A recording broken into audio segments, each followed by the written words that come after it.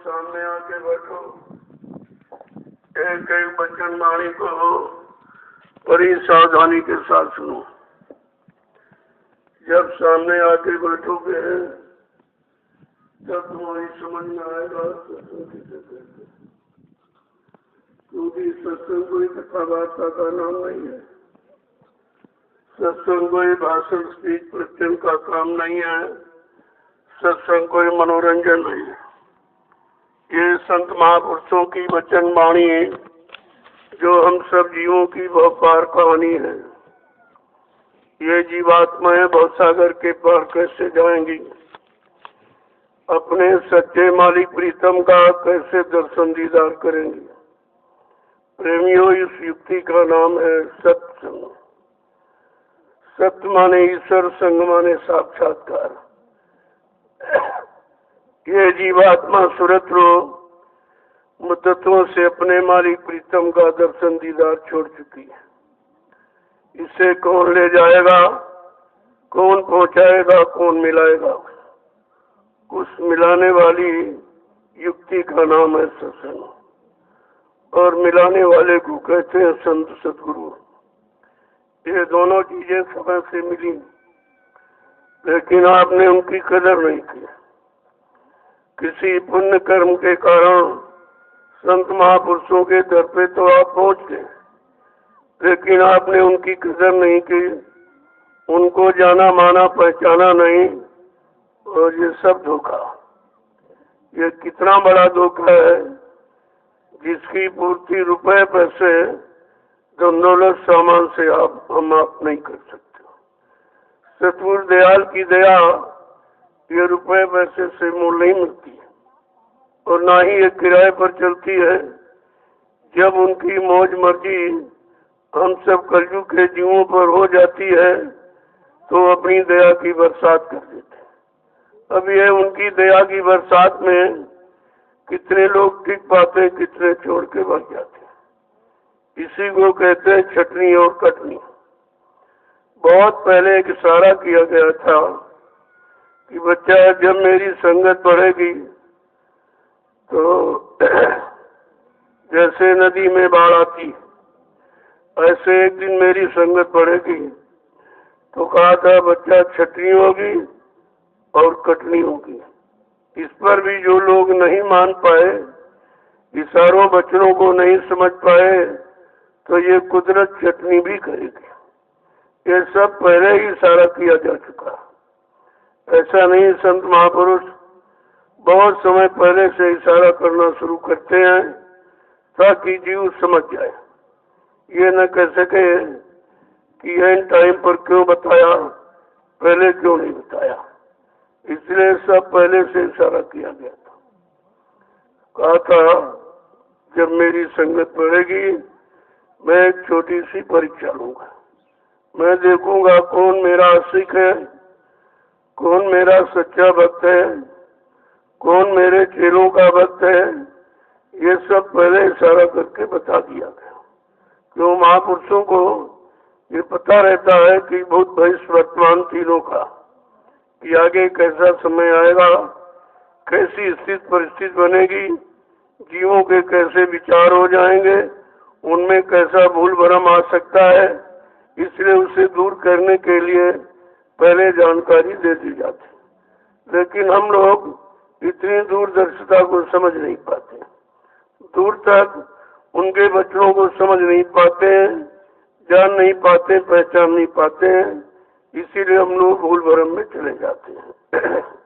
लेकिन महापुरुषों ने भूल भरम को दूर करने के लिए सब पहले से पहले इशारे कर रखे। इसीलिए तो संत वाणी गुरबाणी ये अमर वाणी है, ये कभी झूठ नहीं होती।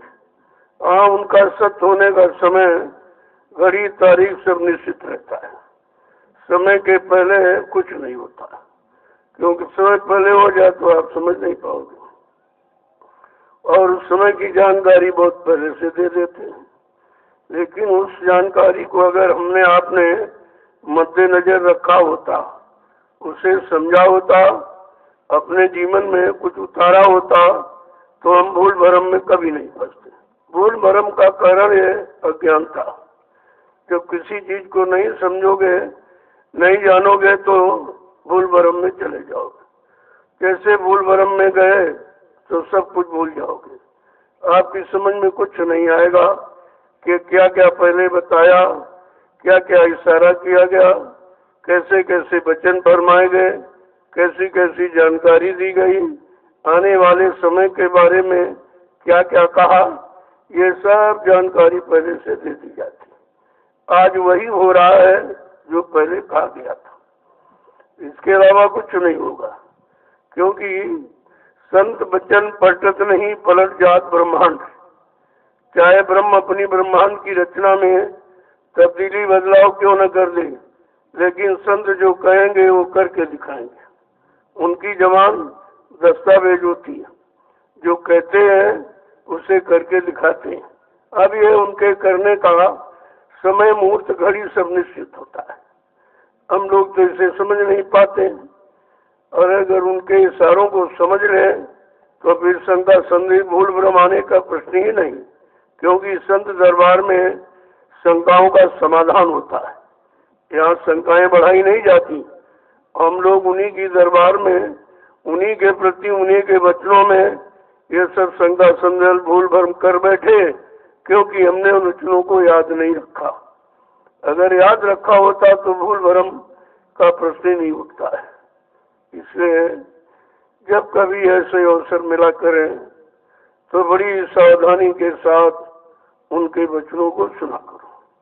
धीरे धीरे धीरे सुनते रहोगे तो समझ में सब आ जाएगा।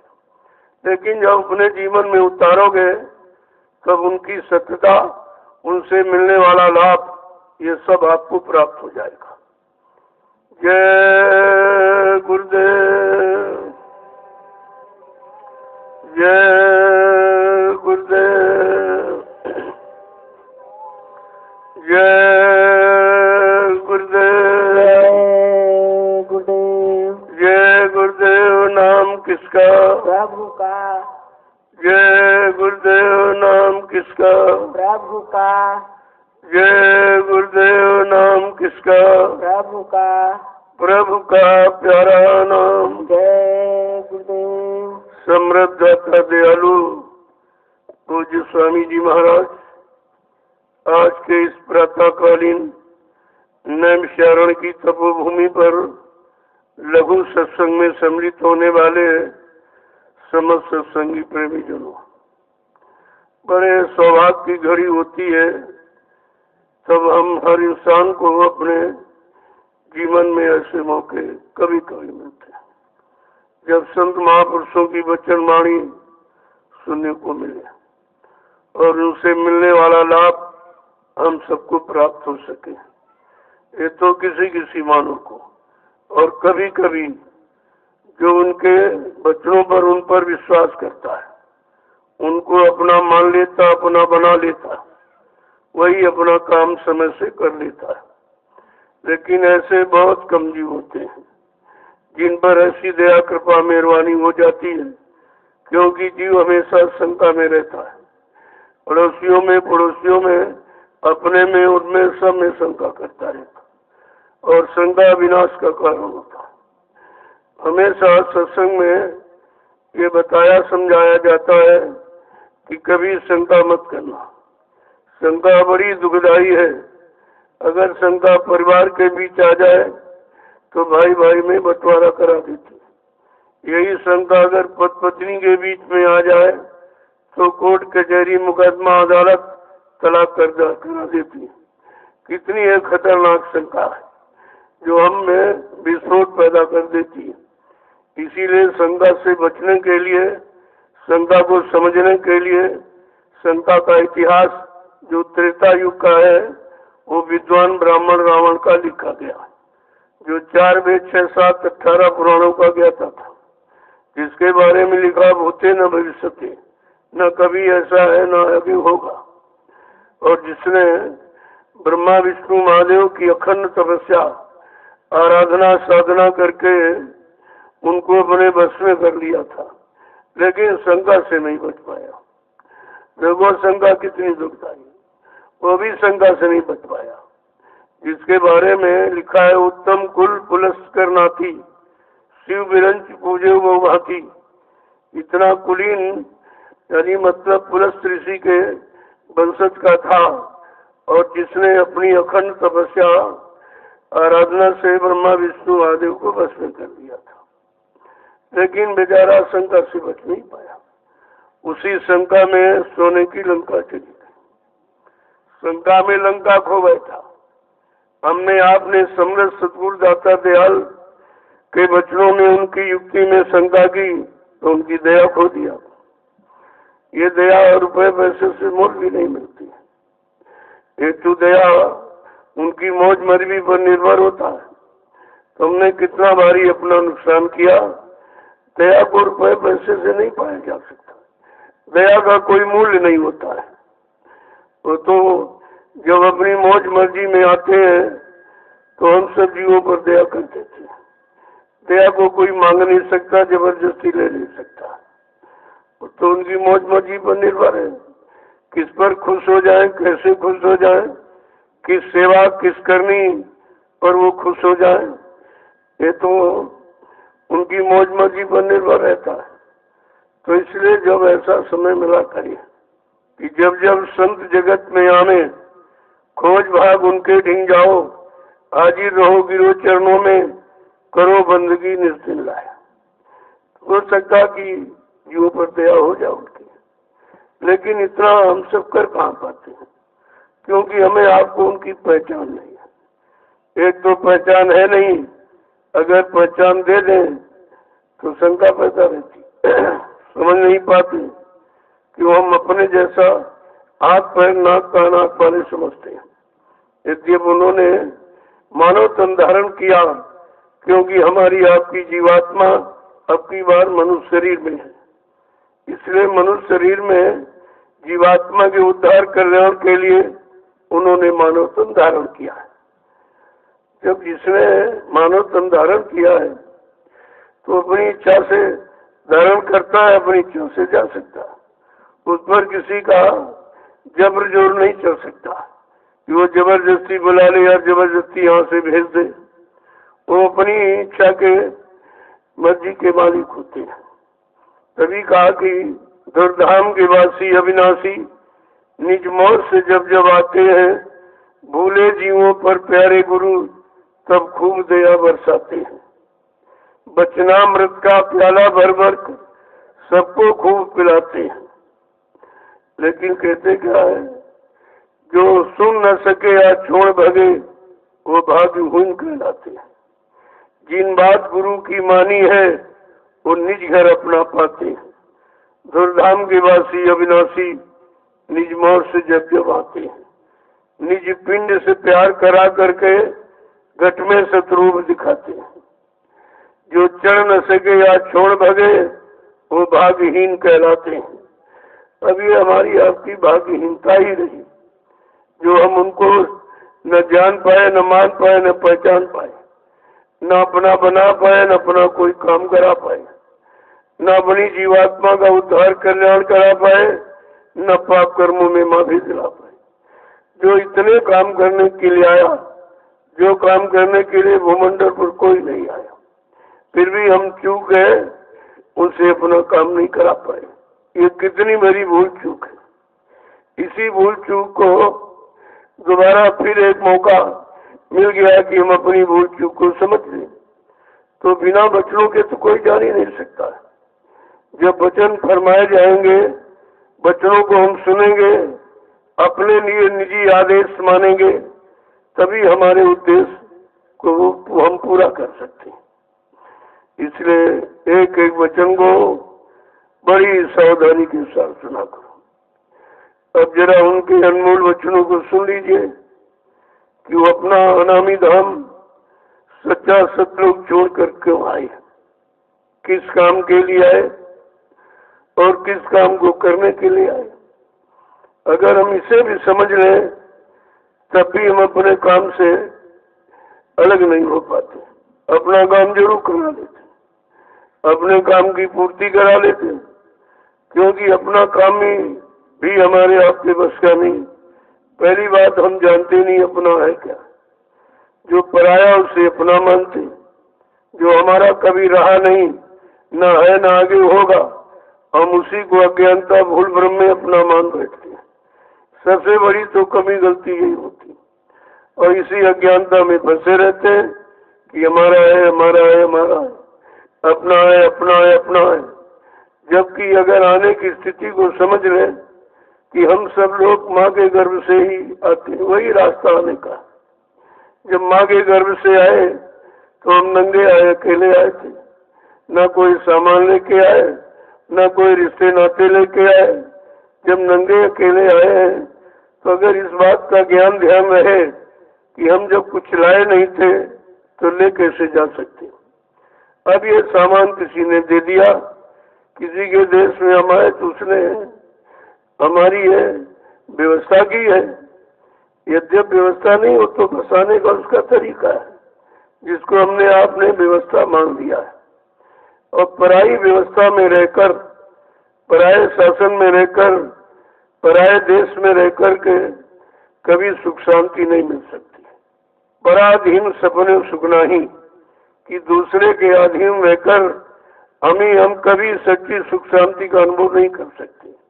क्योंकि वो जब चाहेगा, जब सामान देगा, जब चाहेगा छीन लेगा। देता है और छीन भी लेता है, दोनों काम करता है।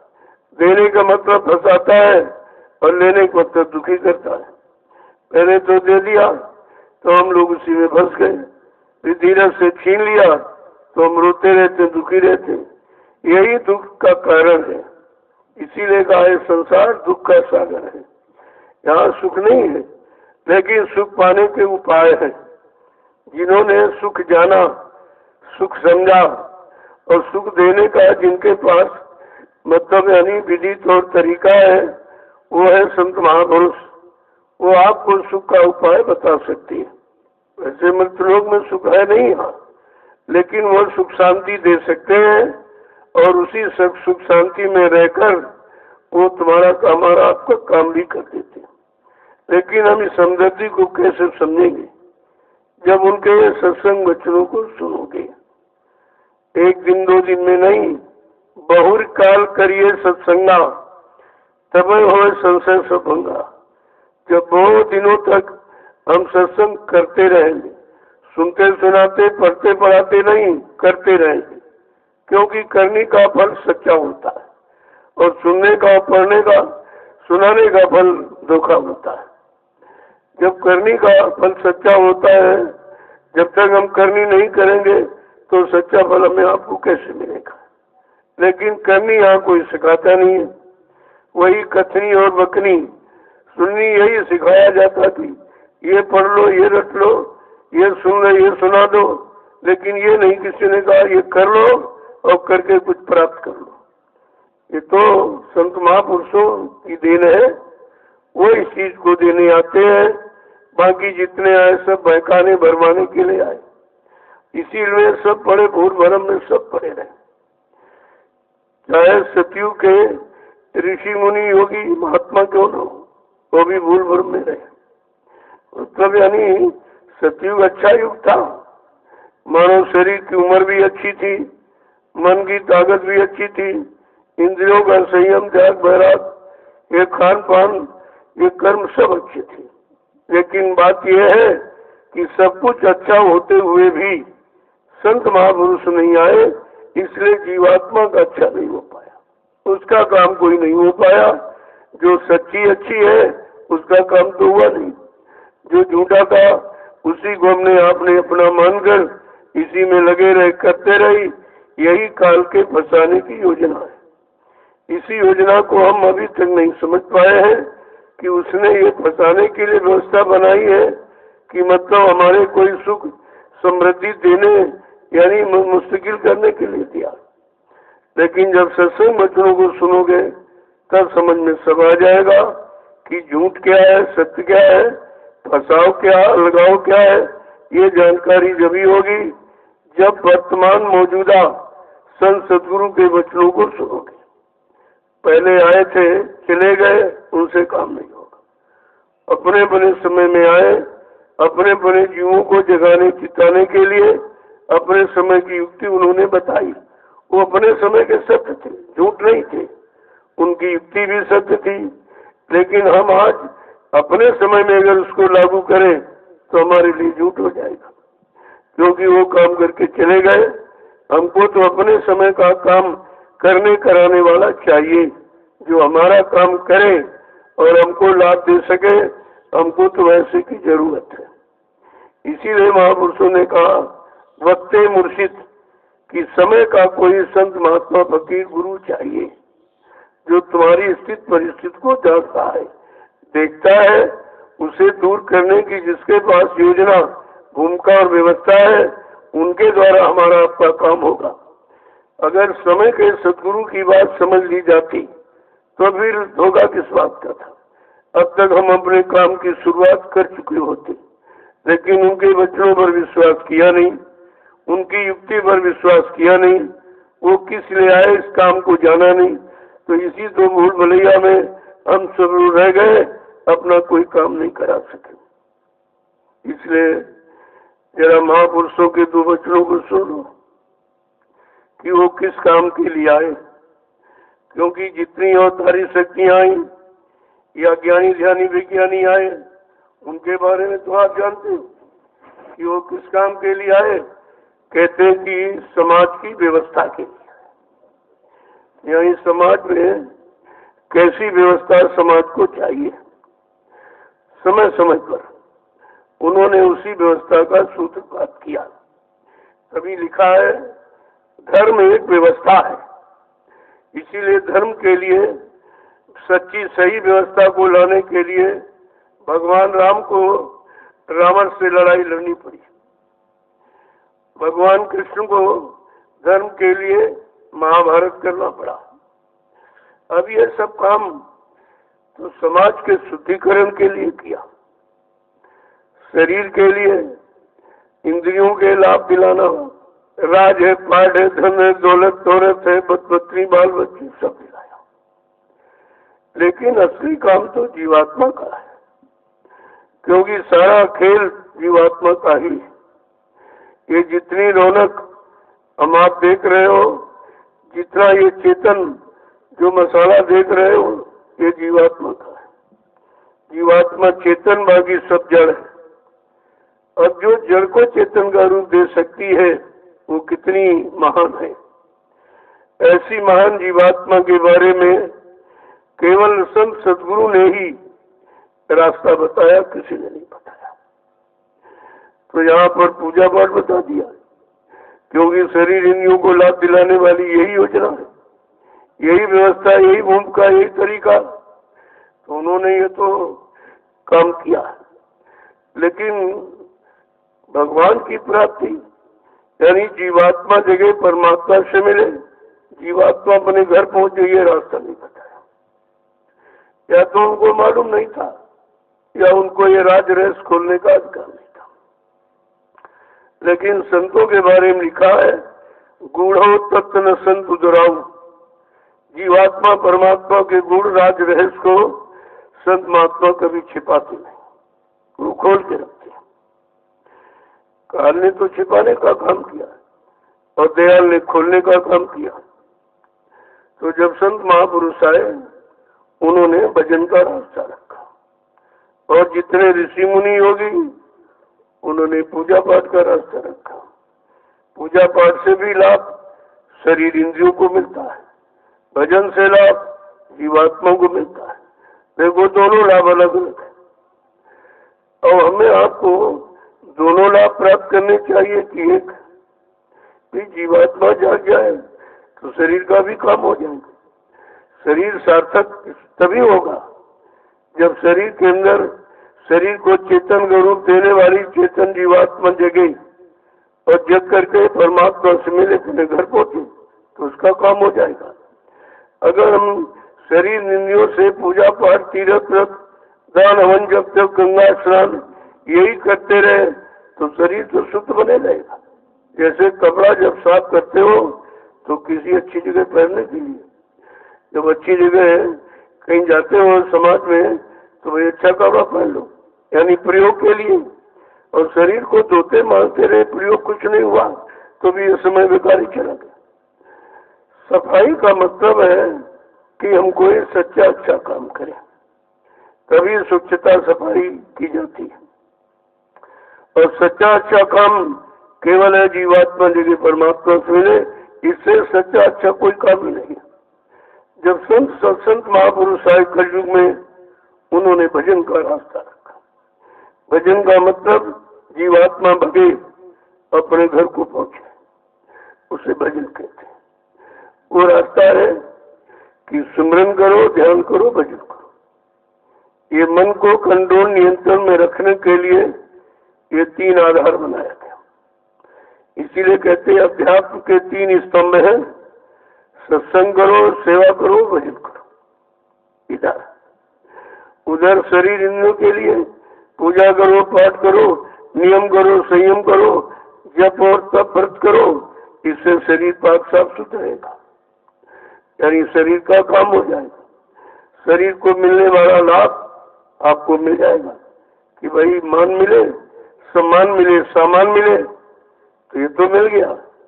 और भजन करोगे तो भगवान मिले, दोनों चीजों का। संत महापुरुषों ने किसी रास्ते को बिगाड़ा नहीं है, किसी की निंदा आलोचना बढ़ाई, किसी को खारिज नहीं किया। कहा शरीर इंद्रियों से करोगे, शरीर इंद्रियों को लाभ मिलेगा, अगर आत्मा से करोगे तो आत्मा को लाभ मिलेगा। अब दोनों काम हमें आपको समझने चाहिए कि शरीर इंद्रियों को लाभ पाने वाला कौन सा काम है।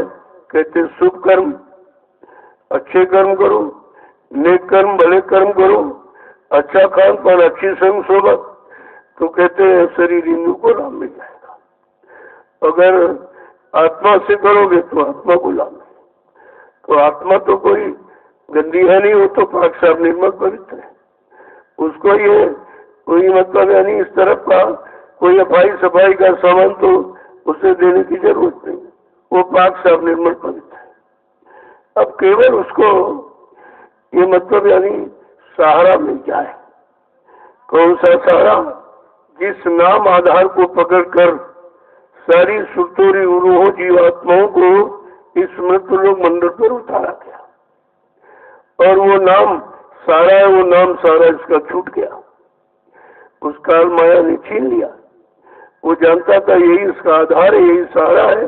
आधार छीन लो फिर कुछ नहीं कर पाएगी, न कहीं जा पाएगी, हमारे यहाँ रहेगी। और बगैर इसके हमारा ये कामयाब हो नहीं सकता, क्योंकि ये चेतन है। जब चेतन भंडार बना रहेगा तो हमारी हुकूमत, हमारा राज चलता रहेगा। इसलिए उसने जीवात्मा के पास जो आधार जो सतपुरुष ने पकड़ा के भेजा, उस आधार को उसने बैका बर्मा करके छीन लिया। जब जीवात्मा आई तो बोला कि भाई अरे अपने देश से आई हो तो क्या सामान लेके आई हो। देखो यहाँ से उसने शुरुआत की। तो उस समय हमारे सबके पास मतलब यानी प्रेम, दया, सेवा, सदाचार, ये तपस्या, त्याग, बैराग, संयम, अच्छा खान पान, अच्छे कर्म, सब कुछ थे। लेकिन उसने कहा रे फेंक इस सामान को, मेरे देश में आई है मेरा वाला सामान है, ये तो तेरे देश का सामान, तो तेरा देश तो छूट गया, अब तू मेरे देश में आई तो मेरा वाला सामान। हम सब जीवात्माओं को विश्वास हो गया कि भाई ठीक तो कहता है कि इसके देश में आए तो ये कोई अच्छा सामान देगा अपने देश वाला। अब ये तो मालूम नहीं था कि इसका सामान क्या है। तो काल ने जब अच्छा सामान छीन लिया और हम खाली हो गए, तब कहा अभी मेरा सामान ले लो। तो काल का सामान क्या है? कहती ये झूठ है, ये छल कपट, बेईमानी, ये हिंसा और मारकाट, ये अशुद्ध खान पान, व्यभिचार कुप्चार, ये सब जितने गंदगी थी सब उसने दी, हमने अपने ले ली। ये समझ कर भी यही अच्छा होगा, या इस लोग का यही सामान होगा, ये समझ करके उसे ले लिया। जब सामान ले लिया तो सामान का फिर अंदर में भावना जरा प्रयोग करके देखे। तो हमने अपनी प्रयोग करने लगे, कभी अच्छा किया, कभी बुरा किया, कभी पाप किया, कभी पुण्य किया, कभी सुख किया, कभी अशुभ किया। इसी पाप पुण्य के कर्मों के बेड़ी में, जाल में फंसकर हम आप रह गए। फंसा नहीं किसी ने, उसने जाल तो फंसाने का बनाया, लेकिन फंसे हम आप करके। कि जरा करके देखे, अनुभव एक्सपीरियंस वही कुछ हो जाए। यहाँ आए हैं तो मतलब जरा करके देख ले, सामान का प्रयोग करके। जब प्रयोग करे उसी में फंस गए। अब इतना फंस गए प्रयोग करते करते कि हम उसके आदी बन गए, हैबिचुअली आदती बन गए। जब किसी चीज की आदत पड़ जाती है तो छूटती नहीं, चाहे अच्छे कर्म की आदत हो चाहे बुरे कर्म की। आदत मजबूर करती है और आदत इबादत की तरफ भी ले जाती है, दोनों चीजें। लेकिन बगैर समझे आदत फंस जाएगी और अगर समझ गए तो आदत इबादत की तरफ भी ले जाएगी, वहां को ला पिला देगी। तो कहते हैं जब संत महापुरुष आए तो उन्होंने आत्मिक कर्म, आत्मा का कर्म सिखाया। शरीर इंद्रियों के कर्म तो हम कर ही रहे थे, 3 युगों से कर रहे थे। तो कहा कि इसका मूल कर्म क्या है? कहा मूल कर्म है अपने घर जाने की युक्ति, यानी नाम आधार। इसको नाम दीजिए, नाम पकड़ा दो तो नाम पकड़ कर चली जाएगी। और उस नाम का अभ्यास कहते सुमरन, यानी नाम लेना, रूप को याद करना, और ध्यान यानी उसको एकाग्रता से देखना, और भजन उसी में लय हो जाना। ये तीनों रास्ते बता दिए। जब हम तीनों रास्तों को जान जाएंगे, समझ लेंगे और रास्ते पर चलने लगेंगे तो अवश्य मंजिल पर पहुंचेंगे। लेकिन सही रास्ते की जानकारी नहीं तो सही मंजिल पर नहीं पहुंच सकते। तो संत महापुरुषों ने सीधा रास्ता रखा, नाम आधार, और जो हम छोड़ चुके थे। कहा तूने नाम जपन क्यों छोड़ दिया? काम न खोड़ा, क्रोध न छोड़ा, सत्य वचन क्यों छोड़ दिया? तूने नाम रटन क्यों छोड़ दिया? जो तेरा सच्चा आधार नाम का था उसको तूने भाई क्यों छोड़ दिया? तो छोड़ दिया उसने, छीन लिया। क्योंकि उसे सत्पुरुष ने समझा के भेजा था कि देखो नीचे तो जा रही हो, सबसे नीचे का लोग बहुत खराब काल माया का है, बहुत होशियारी के साथ रहना। तुम किसी के बहकावे भरमामे में आकर ये नाम डोल, नाम आधार मत छोड़ना। अगर तुमने इसको कहीं छोड़ दिया फिर तुम वापस घर कभी नहीं आ सकोगे। ये सब समझा बुझा के भेजा। लेकिन काल बड़ा बढ़िया, बड़ा होशियार है, वो समझता था यही इसकी सच्चाई, यही घर जाने का आधार छीन लो फिर कहीं नहीं जा सकेंगे। अरे भाई पैर अगर कट जाए तो कैसे जाओगे, कैसे चलोगे? तो उसने छीन लिया। अब जब महापुरुष आए तब उन्होंने इशारा करके सच्चे रास्ते की जानकारी दी। क्या कहा कि भजन कर मगन रहो मन में, भजन कर मगन रहो मन में, भजन कर मगन रहो मन में, भजन कर मगन रहो मन में। अगर मन में प्रसन्नता, सुख समृद्धि पाना चाहते हो तो भजन करो, दुख पाना चाहते हो तो शारीरिक कर्म करो, भोगों में फंसो तो दुख पा जाओगे, अगर भजन करोगे तो सुख शांति पा जाएगी। क्योंकि ऐसे बिन हरि भजन खगेसा, मिट्टी है न जीवन केर कलेसा। क्या स्पष्ट करके कहा कि अगर मानव जीवन में सुख पाना चाहते हो तो भजन करो। दूसरा कोई रास्ता सच्चे सुख यानी आत्मिक सुख, आत्मिक आनंद पाने का दूसरा रास्ता नहीं है। ये तो भोगों का क्षणिक सुख है, क्षणिक आनंद, मिला फिर चला गया, मिला फिर चला गया, मिला फिर चला गया। उसी की तलाश में हम बने रहते हैं, शायद मिल जाए, शायद मिल जाए। जैसे उदाहरण के लिए एक कुत्ता जंगल में घूम रहा था, कहीं उसको हड्डी मिल गई, पकड़ के ले आया। अब उसको चूसने के चक्कर में मुंह में और दांतों से चबा रहा, तो उसमें कुछ हो तो निकले, तो सूखी है।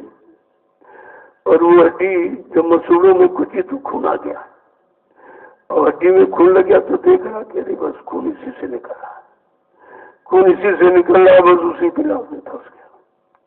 इसी तरह हम लोग समझते भोगों में सुख है, भोगों में आनंद है, लेकिन आनंद तो तुम्हारे अंदर है जो भोगों में जा रहा है। भोग करके बता रहा कि देखिए आनंद जा रहा, निकल रहा है, लेकिन नहीं समझ पाए। रोज करते करते करते उसी के आदी हो गए और समझ बैठे इन्हीं भोगों में सुख आनंद, ये भूल भुलैया है। तो क्या करें समझा के कि अगर मन में सच्ची सुख शांति चाहते हो तो भजन करो। आगे क्या कह रहे कि जो जो चोर भजन के प्राणी, जो जो चोर भजन के प्राणी, जो जो चोर भजन के प्राणी, जो जो चोर भजन के प्राणी, सो दुख से सो दुख सहे, भजन कर मगन रहो मन में, भजन कर मगन रहो मन में। कहते जो चोर भजन में चोरी करते हैं, यानी आलस करते हैं, प्रमाद करते हैं कि भजन से जी चुराते हैं, वही दुख उठा रहे। दुख उठाने का और दूसरा कोई कारण नहीं। अगर हम सब लोग सच्चे भजन में लग जाए, सच्चे आत्मा आनंद परमात्मा यानी आत्मिक सुख पाने में लग जाए तो दुख कहाँ है? दुख तो ये है जहाँ सुख आनंद उसको नहीं समझ पा रहे, उसे समझ कर अपनाते नहीं, अपना बनाते नहीं। तो कह रहे जो जो चोर भजन के प्राणी, जो जो जीव भजन में चोरी करते हैं यानी नहीं करते हैं, छिपते हैं, डरते हैं, आलस करते, प्रमाद में रहते हैं, वही दुख उठा रहे हैं। हमें दुख उठाने, दुख पाने का एक ही कारण है कि हम जो सच्चा आत्मिक सुख आनंद सच्ची शांति पाने वाला जो रास्ता सदगुरुओं ने रखा नाम की कमाई, इसी को भजन करते हैं। काला वो हम करते नहीं तो हम दुखी बने, हम दाम की कमाई में लगे पड़े और दाम हाथ आने वाला है। चाहे तुम करोड़ इकट्ठा करो लेकिन ले नहीं जा सकते, वो सब यही छीन लिया जाएगा। सब यही छीन लेंगे जिनको अपना जानते मानते हो कि बच्चे हैं, ये हो, यही सब छीन लेंगे और तुमको यहाँ से नंगा करके भेजेंगे। सारा जीवन व्यर्थ में चला गया, हाथ कुछ नहीं लगा, और जिसको अपना माना था वो सब छीन गया क्योंकि वो तुम्हारा था नहीं। अज्ञानता भूल भ्रम में अपना हम कहते थे।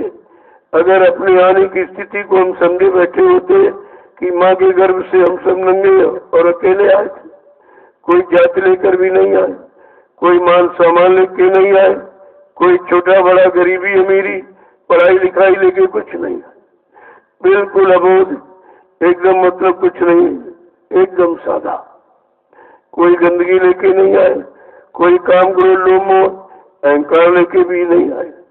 हर जब बच्चा पैदा होता है तो तीन स्थितियों में, शाकाहारी, सदाचारी और ब्रह्मचारी, ये तीन गुणों में जन्म लेता है।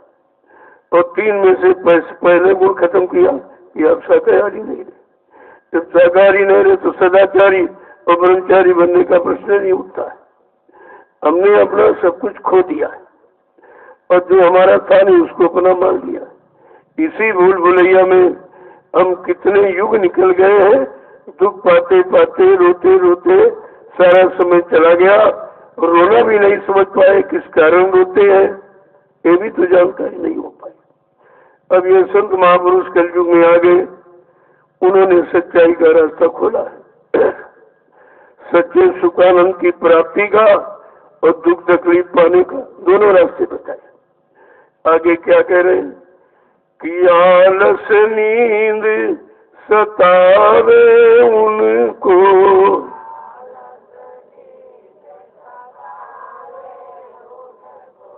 आलस नींद सतावे उनको,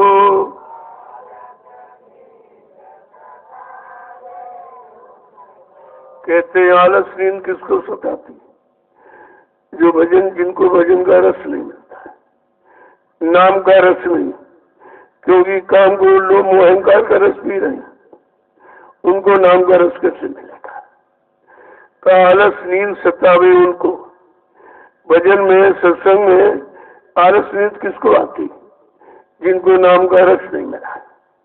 जब रस मिल जाएगा, अब ये भोगों का रस मन पाके कितनी दूर दौड़ता है, अपने आप बगैर भेजे यानी पहुंच जाता है, क्योंकि उधर उसको मिल रहा है, इधर आत्मा को नाम रस मिल नहीं रहा, शब्द रस मिल नहीं रहा, तो बेचारी सुस्त बैठी है। कहते आलस नींद सतावे उनको, नित्य नित्य भ्रम रहे, नित्य ही भूल भ्रम में पड़े रहते हैं। उन्हीं को जो भूल भ्रम शंका का मरीज बन गया, उसको आलस नींद भजन में आएगी, सत्संग में भी आएगी। कहीं सच्ची अच्छी बात, जहाँ कथा होती हर की, वहाँ न रुचि लागे नर की, या सोवे करे या सोवे या बातें करे इधर उधर की। यही स्थिति रहती हमारी आपकी, कि जब कोई सच्ची अच्छी बात मिलती है, ये आत्मकथा है, आत्मा की कथा, आत्मा का दर्द, आत्मा के वीरे वेदना है, इसी को सत्संग कहते हैं। इसमें आत्मकथा ही आत्मा की कथा है। ये आत्मा कैसे आई, कैसे फंसाई गई, किसने फंसाया, किस किस में फंसाया, अब कौन निकालेगा, निकालने वाला कौन होगा, वो किससे निकालेगा, कैसे निकाल के ले जाएगा, कैसे घर पहुंचाएगा। ये आत्मकथा है, ये आत्मा की कथा। आगे समझा के कह रहे कि काम क्रोध के धक्के खावे, काम क्रोध के धक्के खावे, काम क्रोध के धक्के खावे, काम क्रोध के धक्के खावे, लोभ नदी में डूब मरे, लोभ नदी में डूब मरे, भजन कर मगन रहो मन में, भजन कर मगन रहो मन में। कहते जिन्होंने नाम आधार नहीं पकड़ा, नाम शब्द को अपना नहीं माना, वही काम क्रोध के धक्के खा रहे हैं और लोग नदी में डूब रहे हैं। ये हमारा, ये हमारा, ये हमारा, इसी मोह ममता लोभ में डूबे रहते हैं। कहते हैं ये लोभ मोह जाएगा कैसे, कैसे समझेगा। क्या कहते हैं, मोह सकल व्याधन कर मूला, संपूर्ण दुखों की जड़ है मोह ममता, और ये जाएगी कैसे, बिन सत्संग न हो मुंह भंगा। बिना सत्संग के मुंह भंग नहीं होता।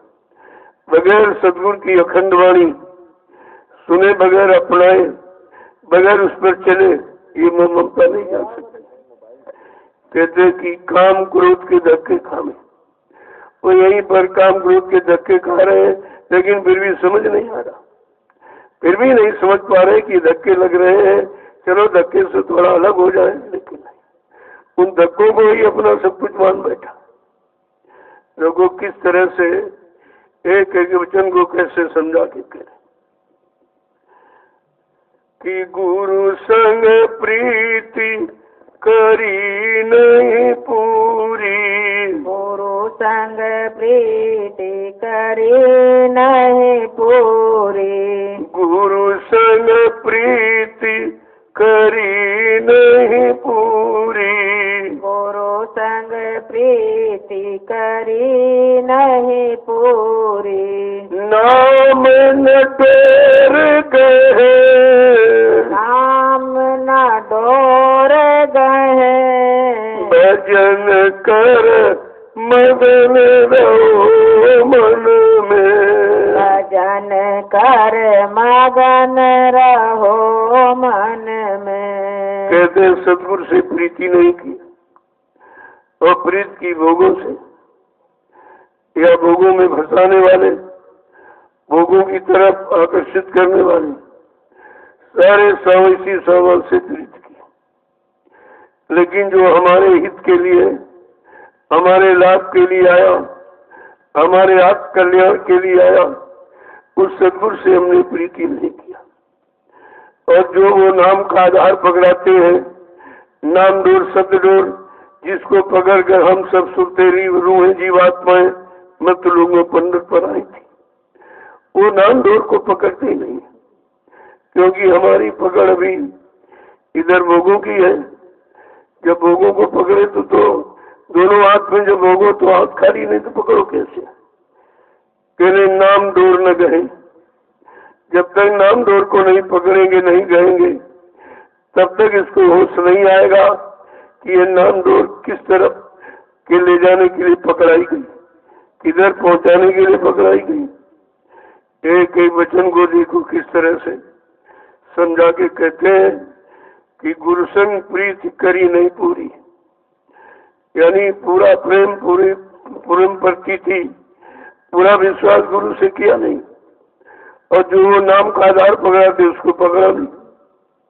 इन भोगों का आधार बना के बैठे, उन्हीं को पकड़ करके निरंतर कष्ट, मुसीबत, आपत्ति उठा रहे, तरह तरह के दुख। एक तरह से नहीं, क्योंकि जब शक्ति खत्म हो जाएगी शरीर की तो बीमारियां घेर लेंगी। और रोग कहते नहीं, रोग भोग बन के निकले। भोग रोग का कारण है। जब भोगों में फंसे रहेंगे तो शरीर की शक्ति ह्रास होती रहेगी, तो हम कमजोर हो जाएंगे। जब कमजोर होता तभी रोग बीमारियां दौड़ती। और बीमारियां क्यों आ रही, इस बात को समझने के लिए तैयार नहीं। क्या कह रहे हैं कि तृष्णाग्नि चरे निस्वासर, तृष्णा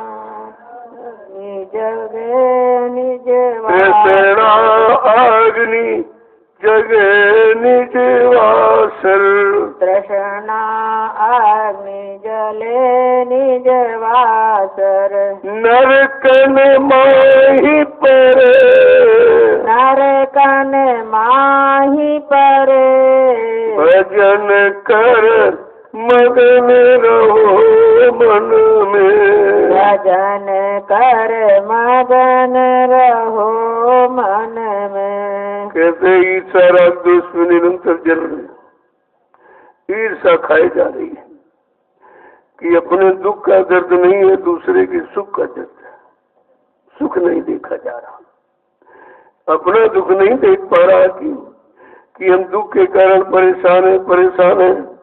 वो तो अपने दुख की परेशानी तो है ही, लेकिन दूसरे के सुख को देखकर और परेशान हो रहा है। काय तृष्णा अग्नि जले निश्वासन, रात दिन इसी तृष्णा रूपी अग्नि में हम जल रहे हैं और उसका परिणाम नरकों में जा रहे हैं। इधर जल भी रहे और नरकों में भी जा रहे, दोनों तरफ से हानि हो रही। जीवन ईर्षा राग द्वेष में जा रहा और जिसके परिणाम स्वरूप नरकों में जा रहे, क्योंकि ये नरकों में भेजने की युक्ति ही है। जितना हम आप कर रहे सब नरकों की तैयारी कर रहे हैं, क्योंकि और इससे अच्छे युग, अच्छे लोक में, अच्छे मंडल मुकाम में जाने की तो कोई तैयारी है ही नहीं। उसके बारे में हम जानते कुछ नहीं। और क्या करें कि संतन साथ विरोध बढ़ावे, संतन साथ विरोध बढ़ावे, संतन साथ विरोध बढ़ावे, संतन साथ विरोध बढ़ावे, उल्टी बात कहे, उल्टी बात कहे, भजन कर मगन रहो मन में, भजन कर मगन रहो मन में। जो संत महापुरुषों की रहनी गहनी न उसमें आते हैं, जो चलता है उसका विरोध करते हैं, निंदा आलोचना बुराई क्रिटिसाइज करते हैं। इसी में सारा जीवन जा रहा। एक दो संतों की रहनी गहनी मालूम नहीं कि वो क्या कराते हैं, क्या कराने के लिए आए, किस तरफ हमें आपको चलाने के लिए आए और चला करके कहाँ पहुंचाने के लिए आए। कहा संतन साथ विरोध बढ़ावे, संत महापुरुषों से विरोध, उनके भक्तों से विरोध, उनका काम करने वाले यानी उनको शिष्यों से विरोध, निरंतर विरोधी विरोध करते रहते और कहते हैं उल्टी बात करें और उल्टी श्रुति यानी निंदा आलोचना बुराई, ये उल्टी चलन है, ये उल्टा रास्ता है। हमारा सच्चा रास्ता तो सच्चाई अच्छाई पर चलने का, सच्चाई अच्छाई तो चली नहीं, क्योंकि संत महापुरुषों से विरोध करते, उनकी वचन वाणी से विरोध करते, तो ये सब विरोधी तो है। और उल्टा उल्टी बात यानी निंदा आलोचना बुराई क्रिटिसाइज ये सब करते हैं। ऐसे जीव कहते कभी सुख शांति नहीं पाते। कि सत्संग महिमा मूल न जाने, सत्संग महिमा मूल न जाने, सत्संग महिमा मूल न जाने, सत्संग महिमा मूल न जाने, बेड़ चाल में नित्य चले, बेड़ चाल में नित्य चले, भजन कर मगन रहो मन में, भजन कर मगन रहो मन में। तो हमारे जीवन का मूल आधार है संत वचन, संतवाणी गुरबाणी, ये हमारा मूल आधार है। अगर इस आधार को पकड़ के चले तो जीवन सुखमय हो जाएगा। लेकिन कहते हैं कि यानी वो संतन संग विरोध बढ़ावे, उनसे तो विरोध बढ़ाते, उनके वचनों से, उनकी रहनी गहनी से, उनकी युक्ति से, जो उनके वचनों को फरमाता है, वचनों पर चलता है, वचनों का आधार बना के जीवन निकाला, उसकी निंदा आलोचना बुराई करते हैं।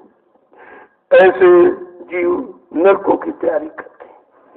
इनको नरकों के सिवा और कहीं कोई ठौर नहीं मिलने वाला है। इसलिए बार बार कह रहे हैं कि मतलब सत्संग महिमा मूल न जाने, जो संतों का मूल आधार है सत्संग वचन, उसको तो पकड़ते नहीं और भेड़ चारने चले। एक जहाँ गिर गया, दूसरा गिर गया, भेड़ चार है कि न देखा न सुना न समझा। वो गिर गया, वो निंदा कर रहा, उसी निंदा मुंह पड़ के, वो निंदा कर रहा, उसी निंदा की सुन रहे, उसी निंदा की प्रशंसा कर रहे, उसी निंदा को बढ़ावा दे रहे। ये भेड़ चाल है।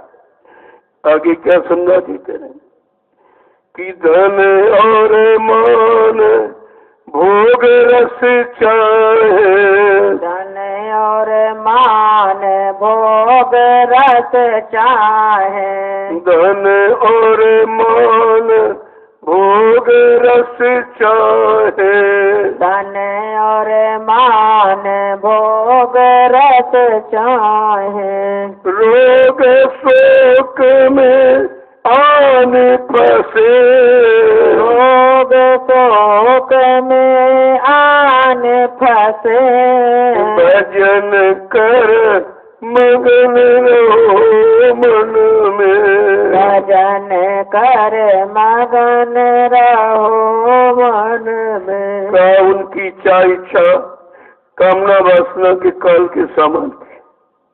ये धन है, मान है, सम्मान है, सामान है, इसके अलावा वो कुछ जानते ही नहीं। वो नाम की कमाई नहीं करते, नाम की कमाई। उनका आधार वही है, काल के सामान को पकड़ना और काल के सामान का निरंतर प्रयत्न करना। इसके अलावा कहते इसी रोग में, इसी शोक में पूरा जीवन चला जाता है। सारा मानव जीवन निर्दय ही बर्बाद करे, सारा मानव जीवन व्यर्थ में चला जा रहा है।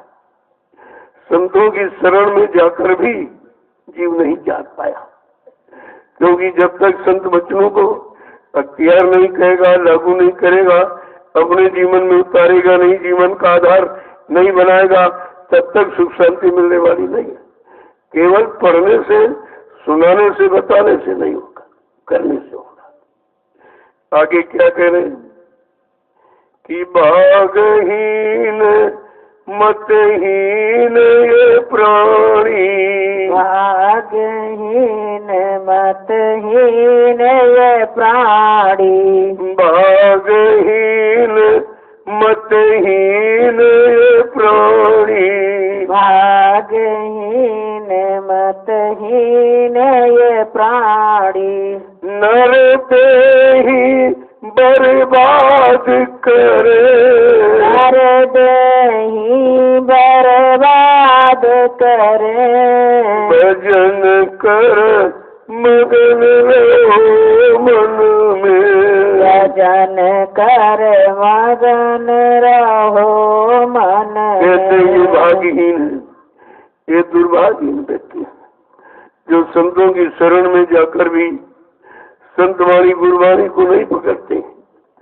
अपनी वाणी से निंदा आलोचना बुराई का आधार बनाते, केवल झूठा मान सम्मान सामान भोगों का पाने के लिए। कहते ये सारा मानव जीवन व्यर्थ में बर्बाद कर। जब इनकी समझ में नहीं आया तो ये तुम्हें क्या समझाएंगे। इनका आधार निंदा आलोचना बुराई है, वही आपको सिखाएंगे, उसी तरफ ले जाएंगे। ये कोई सच्ची अच्छी बात न कभी की है न कर पाएंगे, न इनका मुख कभी सच्ची अच्छी बात उच्चारण करेगा। देखो एक एक वचन को कैसे समझा के कह कि ऐसी दशा माही नित्य बरते, ऐसी दशा माही नित भरते, ऐसी दशा माही नित्य बरते, ऐसी दशा माही नित भरते, हम क्यों कर समझाए सके, हमें क्यों कर समझाए सके, भजन कर मगन रहो मन में, भजन कर मगन रहो मन में। इनकी ऐसी दशा दुर्दशा रहती है। इन प्रयोग कैसे समझाया जाए। मूर्ख हृदय न चेत, चाहे गुरु मिले विरंच सम, जदर सदा बरसई हमी, फूले फले न बेत। कहते कि यद्यपि बादल अमृत की वर्षा क्यों न करे, लेकिन जो वेद डंडी होती टेढ़ी वाली, इसमें कभी फल फूल नहीं आ सकता।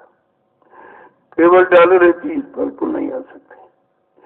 ऐसे उन व्यक्तियों पर कितनी संत वाणी अमर वाणी का प्रहार किया जाए, इस वाणी की बरसात कर दी जाए, लेकिन मूर्ख हृदय न चेत।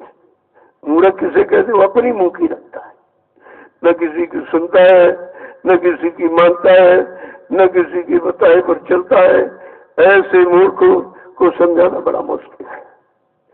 वो अपनी अपनी मुंह की रखता है, या जो ज्ञान थोड़ा मिला वो केवल भाषण के मुंह से बखान करने के लिए करता है, रखता है, अपने जीवन में उतार कर लाभ पाने के लिए नहीं करता है। इन दोनों को मूर्ख ही कहते हैं। देखो कितना एक एक वचन कैसे समझा रहे।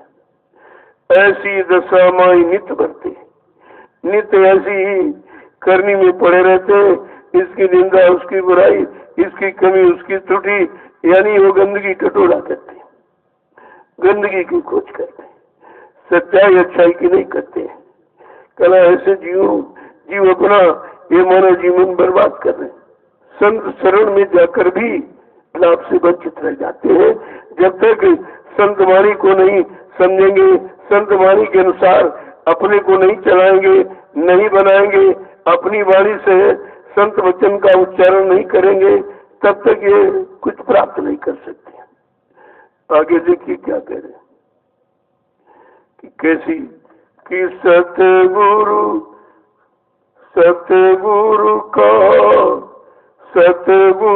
का कहना नहीं माने, सतगुरु का कहना नहीं माने, सतगुरु का कहना नहीं माने, सतगुरु का कहना नहीं माने, मन मत अपनी ठान ठने, मन मत अपनी ठान ठने, भजन कर मगन रहो मन में, भजन कर मगन रहो मन में। कहते काल की जीव है, सतगुरु का कहना नहीं मानते।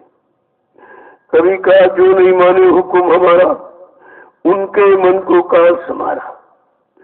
कहते सतगुरु दाता दयालु, जो मेरे न वचनों को मानेगा, न हम पर विश्वास करेगा, अपने मान सम्मान के लिए झूठे वचनों का उच्चारण करेगा, निंदा आलोचना बुराई में फंसा रहेगा, का वो काल के जीव है, इनसे बहुत होशियार रहना, इनसे तुम्हारा कोई काम नहीं हो सकता। देखो कितना समझा के एक एक वचन को कैसे कह रहे हैं, लेकिन हम उनके वचनों को समझ कहाँ पाते, हम सुनकर भी नहीं समझ पाते, क्योंकि अगर सुनकर केवल सुनाने तक सीमित रहेंगे तभी समझ नहीं आए। जब तक अपनी करनी में वचनों को नहीं उतारेंगे तब तक हम बुराइयों से बच नहीं सकते। बुराइयों से बचने के लिए संत महापुरुषों की वचन जब उन वचनों को अपने जीवन में उतारेंगे, अपने जीवन का आधार बनाएंगे, तब तो हमारा मानव जीवन सार्थक हो सकता है। केवल भाषण प्रवचन का विषय बना लिया तो फिर कोई लाभ नहीं होगा। उसे करनी में उतारो। जब करनी में उतारोगे तो तुम्हारी करनी संत रूप हो जाएगी। कभी कहते गुरु कहते हम कर ले आप समान, गुरु अपने समान बनाने आए। जब तक अपने समान जीवात्मा को पाक निर्मल पवित्र नहीं करते घर नहीं ले जा सकते, और यहाँ कोई उनके समान बनना नहीं चाहता। अगर बनना कहते तो गुरु की नकल करना। अरे गुरु की नकल नहीं कर, तुम्हारी नकल करेगा क्या? दुष्टों की नकल करेगा क्या? व्यभिचारियों की निंदा आलोचना करने वालों की नकल करेगा? अरे भाई गुरु के वचनों के अनुसार चलने वाला। जब तक गुरु की नकल नहीं करोगे तब तक तुम्हारी अकल ठिकाने नहीं आएगी। नकल का मतलब बराबरी से नहीं होता, अनुसरण से होता, कि हम उनका अनुकरण करें, अनुसरण करें, उनकी वाणी को अपने जीवन में उतारें और उनके समान बन जाए। क्यों? गुरु कर ले आप समान, वो अपने समान बनाने ही आए। बाकी दुनिया में कोई ऐसा नहीं जो अपने समान बनाना चाहते हो। सबको ही सारा देश कि अपने समान बनाने तो हमारा मान सम्मान कम हो जाएगा। वो अपने समान बने नहीं देता। इसीलिए उदाहरण के लिए कहा है कि लोहा सोने को, यानी पारस लोहे को सोना बना सकता है, लेकिन पारस नहीं बना सकता। उसके अंदर ये भी गुण नहीं है। लोहे को सोने का रूप दे सकता है लेकिन अपना रूप नहीं दे सकता। लेकिन गुरु अपना रूप देने आए। जब अपने रूप में कर लेंगे तभी तो ले जाएंगे। क्योंकि जिस यानी लोक मंडल मुकाम से सदगुरु आया है, उसी मंडल मुकाम की जीवात्मा रहने वाली है, तो उनके अनुरूप तो है ही वो। और लेकिन यहाँ वो बिगड़ गई काल माया के देश में आकर के। वो कल मतलब उसका रूप ही बदल गया और वो काम करो लोम अहंकार में मन फंसा। जीवात्मा तो नहीं फंसी, लेकिन चूंकि मन को साथी बना लिया। अब साथी बनाने के कारण जो दुख साथी उठा रहा वही उठा रहे। ये है संग दोष। तो हमें आपको बना संग दोष नहीं लगाना। संग दोष कब खत्म होगा? जब सदगुरु के वचनों को हम मानेंगे, अपने जीवन में उतारेंगे, तो हमारा ये काल का जितना भी दोष है खत्म हो जाएगा। लेकिन जब दयालुता अनुकूल नहीं करोगे, अनुसरण नहीं करोगे, उनके अनुसार बनने की कोशिश नहीं करोगे, तो फिर कैसे निकलोगे? देखो कितनी बड़ी बात कही कि क्या कह रहे हैं कि साध गुरु का कान माने, साध गुरु का कहा न माने, साध गुरु का कहा न माने, साध गुरु का कहा न माने, मन मत अपनी ठाने रहे, मन मत अपनी ठाने रहे, मगन कर देखिए भजन कर मगन रहे मन में, भजन कर मगन रहो मन में। कहते हो तो ना साध का कहना ना सतगुरु का कहना माने। साध कौन है? जो सतगुरु के वचनों को मानता है, उनके वचनों को अपने जीवन का आधार बनाता है और एक एक वचन पर चलता है। वो कहते हैं गुरु साध गुरु के समान हो जाता है। वही गुरु की महिमा बता सकता है जो गुरु में हो गया है, गुरु में लय हो गया है। साध रखा हुए गुरु को और गुरु रखा हुए साध है, और साध गुरु में भेद नहीं, फिर में भेद नहीं रहता है। देखो कैसे कहते कि ऐसे मनमुखी जीव जो निंदा आलोचना बुराई की शिकार बन गए, जिनमें मान सम्मान अभिमान की भावना उत्प्रोत हो गई है, कहा कि वो साध गुरु किसी का कहना नहीं मानते, अपनी मनमत अपनी मनमानी अपने मन के अनुसार चलते रहते। वो ऐसे मनमुख कभी गुरुमुख नहीं हो सकते। आगे क्या कह रहे हैं कि खर को कर सम वे नर जानो, खर को कर सम वो नर जानो, खर को कर सम वो नर जानो, खर को कर सम वो नर जानो, वीरता उदर भरे, वीरता उदर भरे, भजन कर मगन रहो मन में, भजन कर मगन रहो मन में। ऐसे मनुष्य जीवों की उपमा क्या बता रहे महापुरुष? खर कुकर, खर माने गधा, कुकर माने कुत्ता, ये दोनों एक दूसरे को खाने नहीं देते। इनके पास डालोगे जैसे कुत्ता बैठा हो, उसके बच्चे भी साथ बैठे हो, बच्चे को रोटी का टुकड़ा दो, कुत्ता छीन के खा लेगा, खाने नहीं देगा। कुतिया बैठी हो बच्चों के साथ तो छीन के खा लेगी, बाद में दूध पिलाएगी लेकिन सामने खाने नहीं देगी। ये छीना झपटी का स्वभाव है। कहते जो निंदा आलोचना बुराई में जुटे पड़े, ऐसे जीवों का जीवन खर कुकर की तरह, वो न तो वीरता उदर भरे, केवल पेट पालन, यानी उनकी प्रवृत्ति कैसे हम ही चले, उनको अपने खाने की चिंता बाकी किसी को नहीं रहती है। का ऐसा व्यर्थ में केवल पेट ही भर रहे हैं, बाकी कुछ नहीं कर रहे। देखो महापुरुषों का एक ही वचन, ये सत्संग वचन है, अगर इसको हम लागू कर लें तो हमको दूसरे किसी से धोखा नहीं होगा और अपने आप में धोखा नहीं होगा।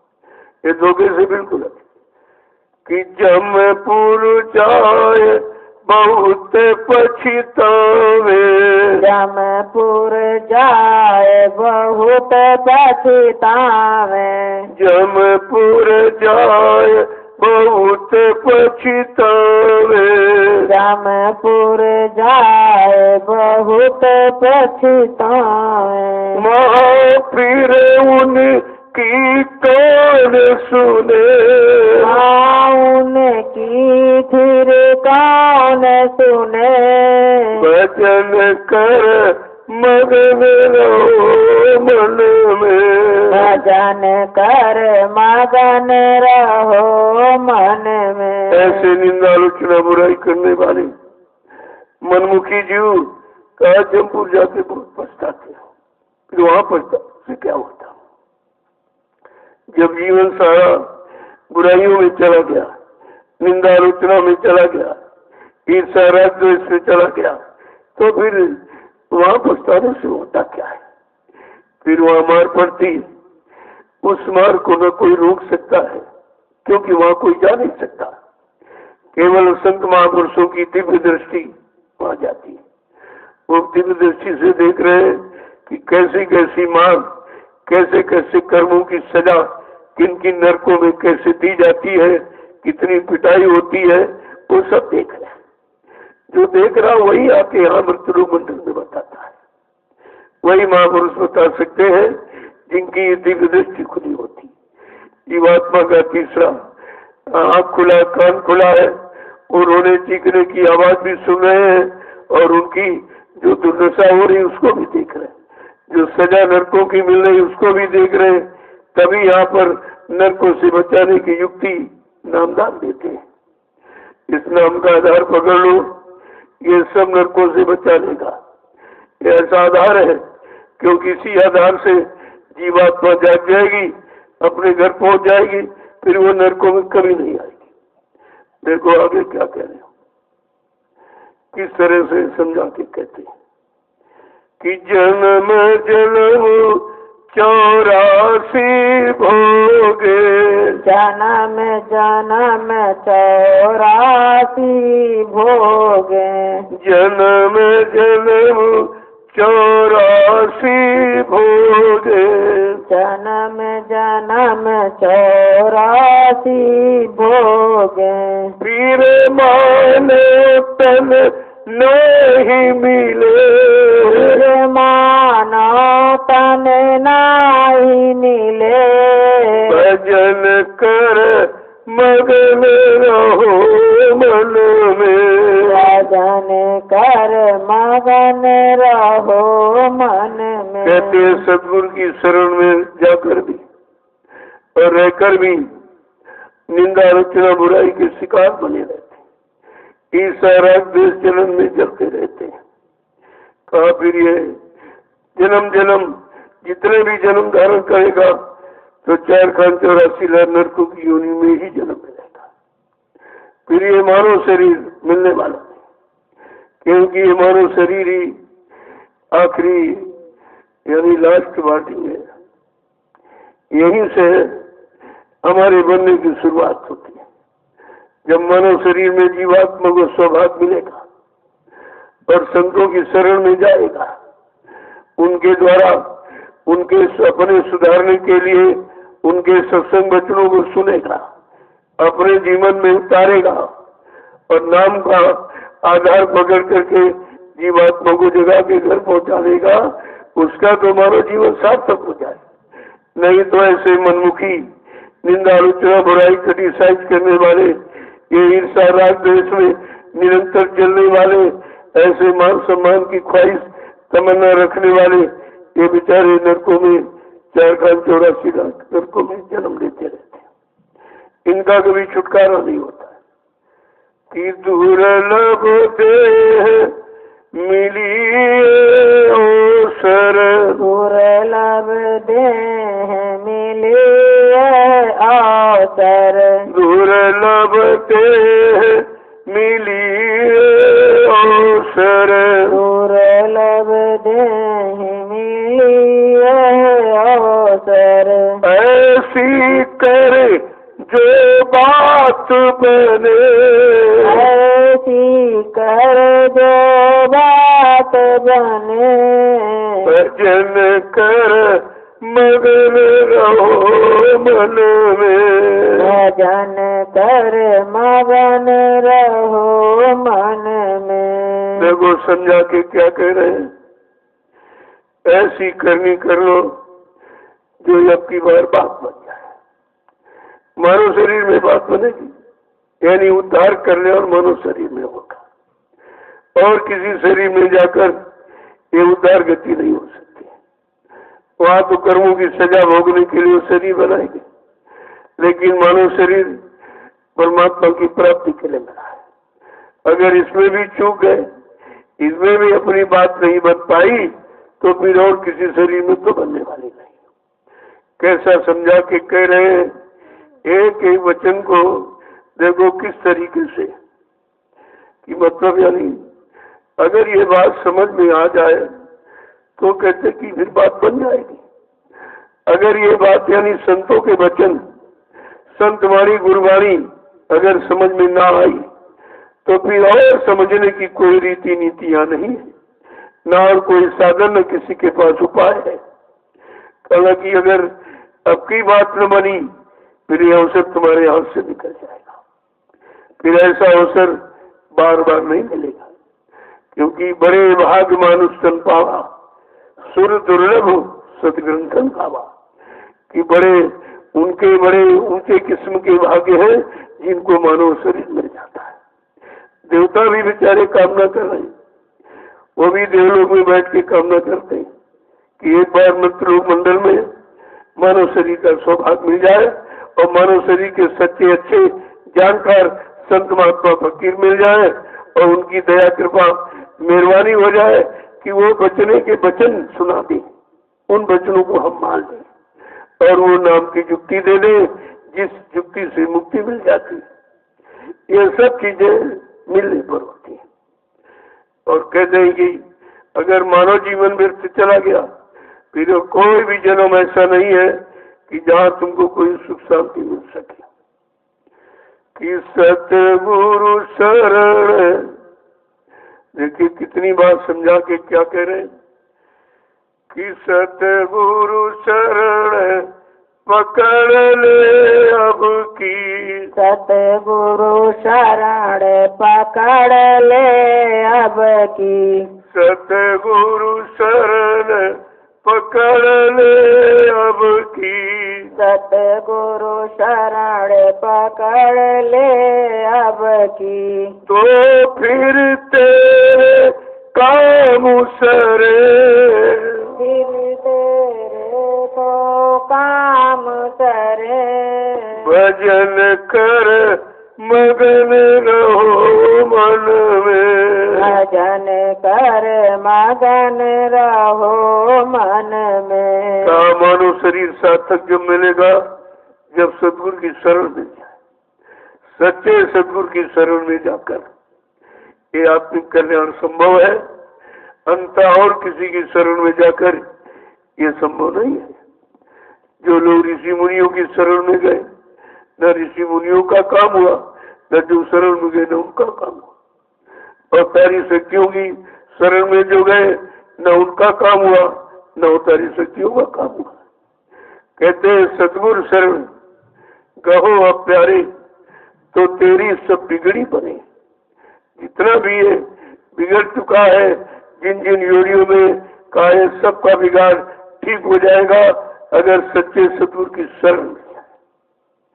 आगे क्या कह रहे कि हित का वचन दया कर बोले, हित का वचन दया कर बोले, हित का वचन दया कर बोले, हित का वचन दया कर बोले, तू नहीं उनकी कान सुने, तू नहीं उनकी कान सुने, भजन कर मगन रहो मन में, भजन कर मगन रहो मन में। कहते वो हित वो लाभ समझ करके लाभ देने के लिए ही हमारे सबके हित का वचन होते हैं, जिससे हमारा हित लाभ हमारा कल्याण हो जाए।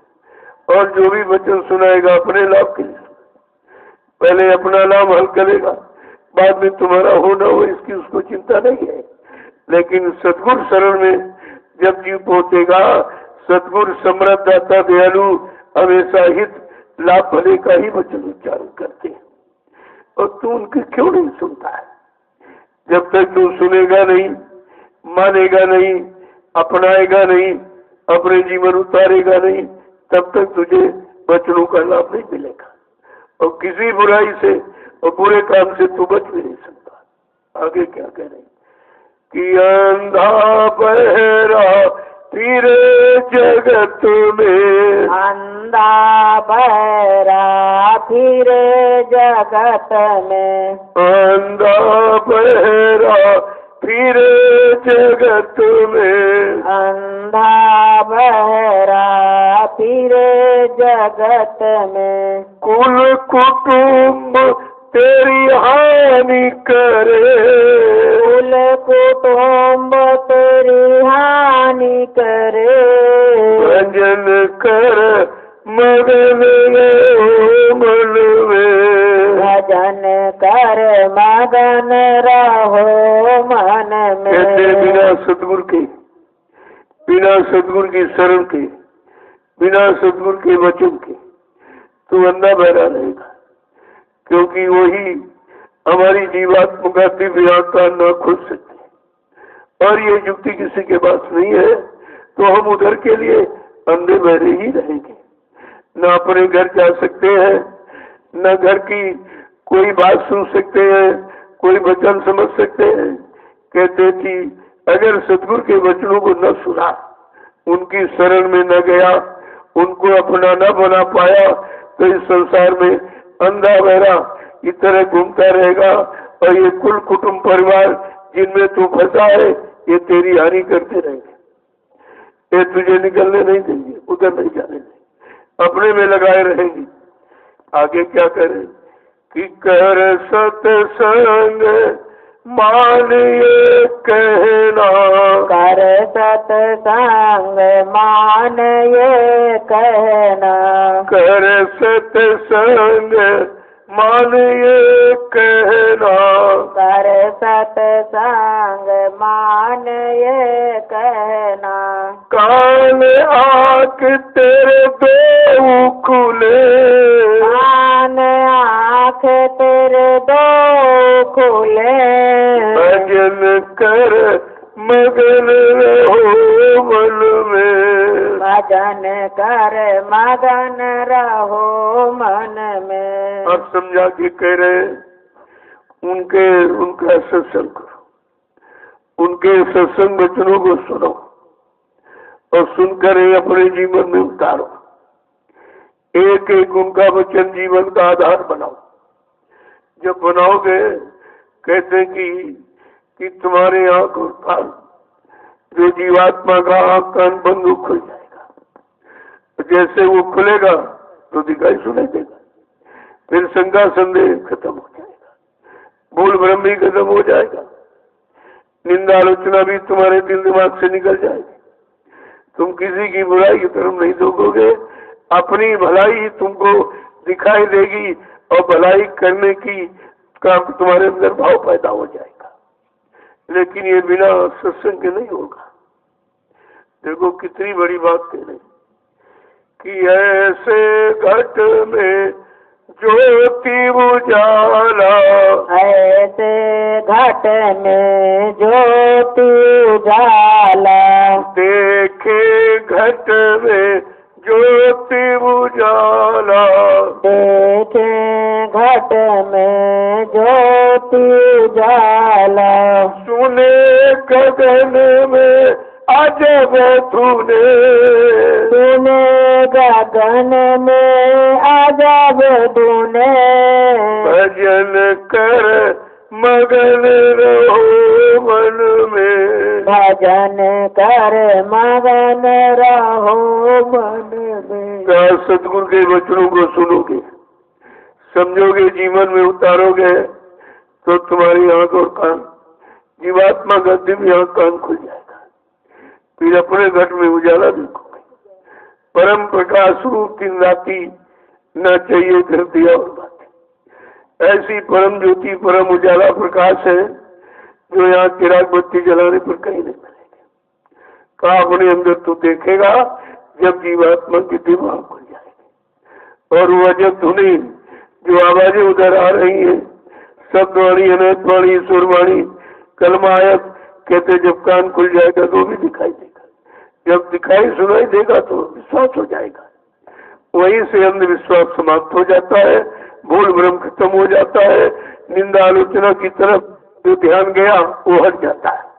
तब सच्चाई अच्छाई में लग जाओगे। आगे क्या करें कि सुन जाए तिरवेणी न्यावे सुन जाए तिरवेणी न्याय सुन जाए तिरवेणी न्यावे सुन जाए तिरवेणी न्याय हीरे मोती लाल चुने हीरे मोती लाल चुने भजन कर मगन रहो मन में भजन कर मगन रहो मन में। जैसे आँख का न खुला जीवात्मा का सदगुरु की दया कृपा मेहरबानी से कैसे अंदर में सब दिखाई देगा,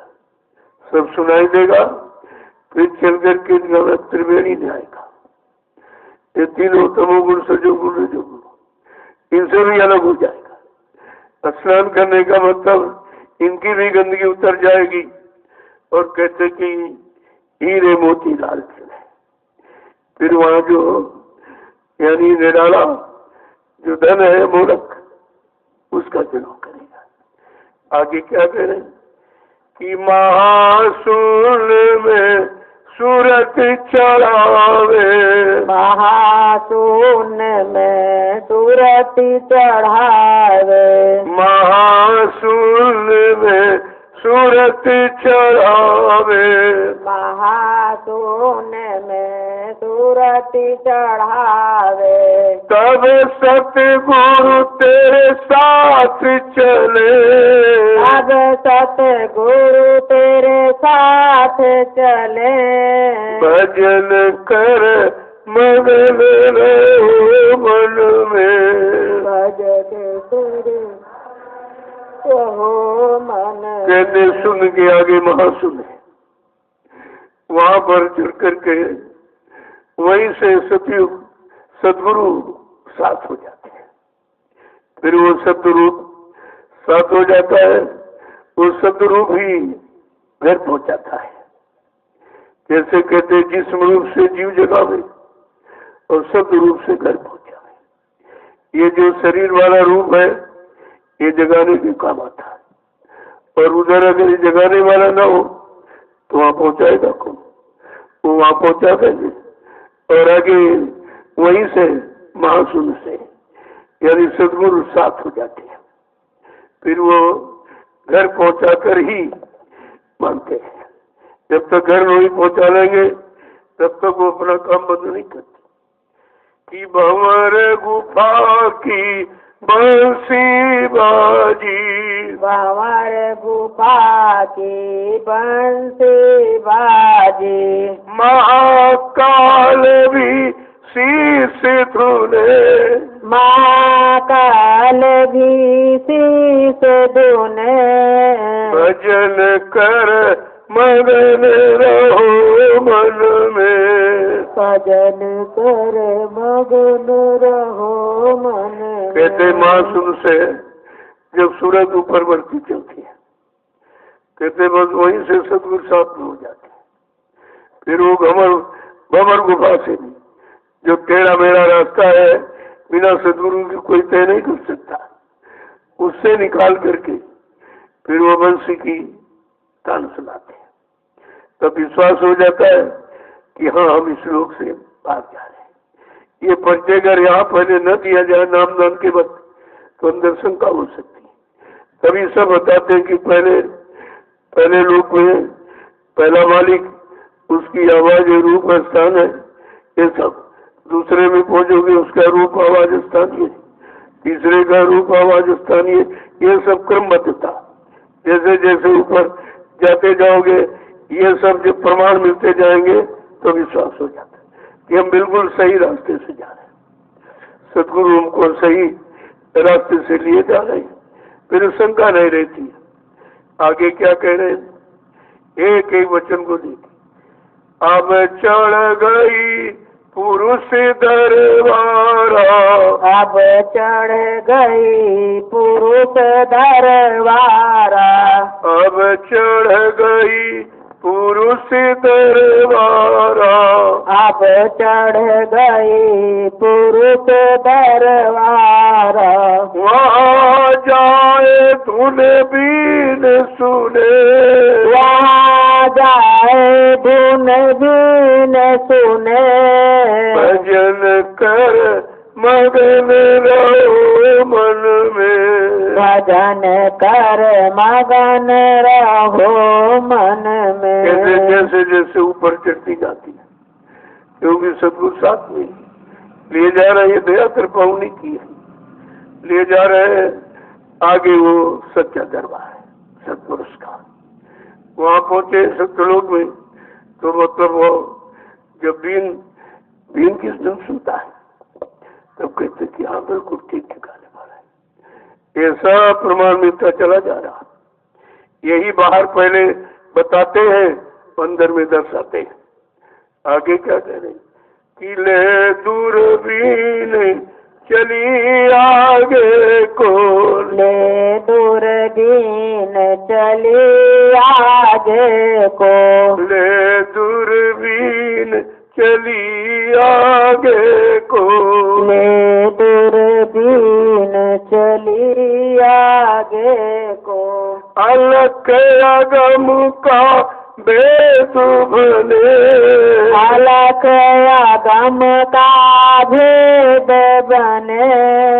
भजन कर मगन रहो मन में, भजन कर मगन रहो मन में। तो वहाँ से दूरबीन, जैसे दूरबीन से देखो सब स्पष्ट दिखाई देता, कितनी भी दूर हो बिल्कुल नजदीक दिखाई देता है। ऐसे कहते हैं जब आगे को चली तो अलख अगम का भी भेद मिल गया। अब पूरा विश्वास हो गया कि हम बड़े घर निश्चित पहुंच जाएंगे, हमारा घर वाला हमारे साथ घर ले जाकर ही छोड़ेगा, ऐसा विश्वास हो जाता है। क्या कह रहे हैं कि वहाँ से आगे चली उमंग में, वहाँ से आगे चली उमंग में। वहाँ से आगे चली उमंग में, वहाँ से आगे चली उमंग में। तब सत्य गुरु पूरे चरण मिले, तब सतगुरु पूरे चरण मिले।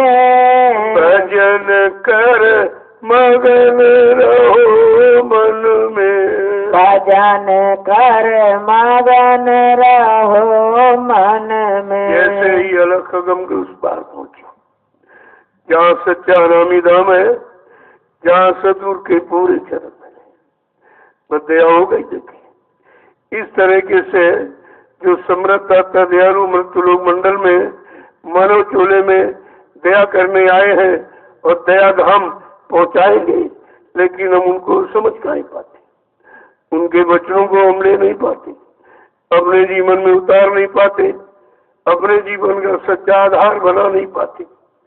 इसीलिए तो कहते क्या कि मिला अपार पार घर पाया, मिला अपार पार घर पाया। मिला अपार पार घर पाया, मिला अपार पार घर पाया। लीला वहाँ की कह न बने, लीला वहाँ की कह न बने। भजन कर मगन रहो मन में, भजन कर मगन रहो मन में। ऐसे वजब दरबार है, वो असली धाम मुकाम है, वहाँ का वर्णन कोई नहीं कर सकता, वहाँ की लीला वाणी से बखान नहीं की जा सकती, वो देखने होती है। ऐसे सद्गुरु दाता दयालु, ऐसे समृद्ध मालिक अनामी धाम से आए और हम सबको अनामी धाम ले जाने का वादा किया और रास्ता भी दिया और जुक्ति भी दी, लेकिन हम अब उनकी जुक्ति को अपनी मुक्ति का आधार बना नहीं पाए, क्योंकि वचन सुने संभाल के रख नहीं पाए और रख करके वचनों को अपने जीवन का आधार नहीं बना पाए, तो लाभ नहीं मिला। जब लाभ नहीं मिला तो उन सब वंचित रह गए। कहते कि अगर सच्चा आनंद और सच्चा सुख शांति पाना चाहते हो तो भजन करो। भजन के अलावा दूसरा कोई रास्ता नहीं, कोई आधार यहाँ नहीं है सच्ची सुख शांति पाने का। तभी तो प्रचार में जानकारी दी गई, हमने आपने प्रचार भी किया कि विश्व को सुख शांति इसी नाम से मिलेगी, विश्व को सच्ची सुख शांति इन्हीं के द्वारा मिलेगी।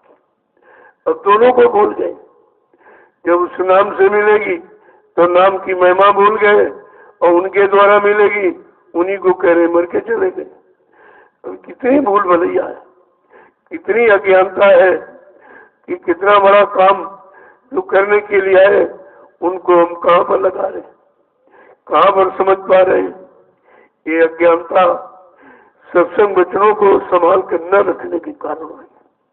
अगर वचनों को संभाल के रखते, अपने जीवन का आधार बनाते तो लाभ हमारे हाथ में होता। फिर हमें शंका संदेह भूल भ्रम वहाँ टिक नहीं सकता था। इसीलिए कहा करिए नित्य सत्संग, बाधा सकल मिटाए, फिर ऐसा अवसर न मिले दुर्लभ न चल पाए। हर रोज प्रतिरोज सत्संग करो। जब करोगे तो करने का फल मिलेगा। सुनने सुनाने बकरे बकाने से कुछ नहीं होगा, वो तो करने से मिलेगा। और करने के लिए सुना जाता, करने के लिए कहा बताया जाता। अगर करने में हम न ले आए, करने में न उतार पाए तो हम लाभ से वंचित रह जाएंगे।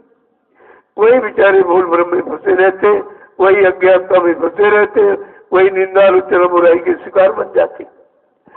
जय गुरुदेव, जय गुरुदेव, जय गुरुदेव, जय गुरुदेव, जय गुरुदेव, जय गुरुदेव, जय गुरुदेव। नाम किसका? प्रभु का। जय गुरुदेव। नाम किसका? प्रभु का। प्रभु का प्यारा नाम। जय गुरुदेव। जरा खड़े हो जाइए तो आप लोग, देखो पीछे वाले अभी नहीं खड़े हो पाए। जब तुम खड़े नहीं हुआओगे तो चलोगे कब? चलना नहीं शुरू करे तो पहुंचोगे कब? यहीं से इसी शरीर की स्थितियों से पहले समझो कि खड़ा होना तो किस काम के लिए खड़ा होना, चलना तो किधर, अपने घर की तरफ जा रहा है, बैठना है तो साधना के लिए, सुमरन ध्यान भजन के लिए, और झुकना वहां जहाँ कुछ मिले। जहाँ निंदा आलोचना बुराई भरी वहां क्या मिलना है? वहां तो कुछ मिलना नहीं है। इसलिए मिलने वाली जगह की तलाश करो। बिना सत्संग के तो कुछ मिल ही नहीं सकता। सत्संग ही हमें आपको चलना सिखाएगा, सत्संग हमारे में सोच समझ पैदा करेगा, सत्संग हमको महापुरुषों की वचनवाणी उन पर विश्वास कराएगा और सत्संग आगे चलाएगा और सत्संग पहुंचाएगा। इसीलिए सत्संग की महिमा सर्वोपरि। जय गुरुदेव, जय गुरुदेव, जय गुरुदेव, जय गुरुदेव, जय गुरुदेव, जय गुरुदेव। जय गुरुदेव। नाम किसका? प्रभु का। जय गुरुदेव। नाम किसका? प्रभु का। जय गुरुदेव। नाम किसका? प्रभु का। प्रभु का प्यारा नाम।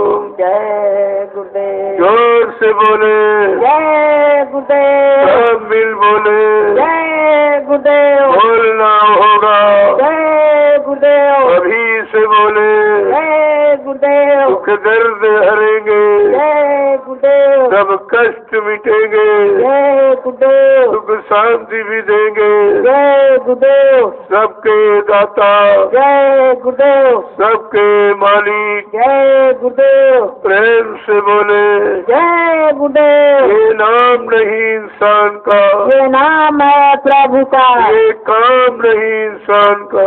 ये काम है प्रभु का। देखो नाम अपना पूरा परिचय दे रहा। अब परिचय सुनकर समझकर न ले पाए तो फिर इससे बड़ी और कमी गलती क्या होगी। इसलिए हर युग के नाम की महिमा अलग अलग है। जिस युग में जो नाम आया उसी नाम से काम किया गया, फिर उसी नाम के काम का इतिहास बन गया। लेकिन कलयुग का इतिहास बना नहीं गया।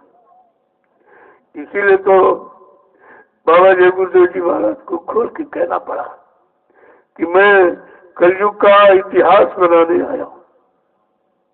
मैं यहाँ राजपाट धन दौलत मान सम्मान लेने नहीं आया हूँ, मैं कलयुग का इतिहास बनाने आया हूँ। और ये भी कहा ऐसा इतिहास बनाऊंगा जो भूते न भविष्य थे। सतयुग त्रेता द्वापर के लोग अपने अपने युग का इतिहास पढ़ना भूल जाएंगे। कहा मैं इसी धरती पर ऐसा चमत्कार करके दिखाऊंगा जो हिंदुस्तानी नहीं सारा विश्व नमस्कार करेगा।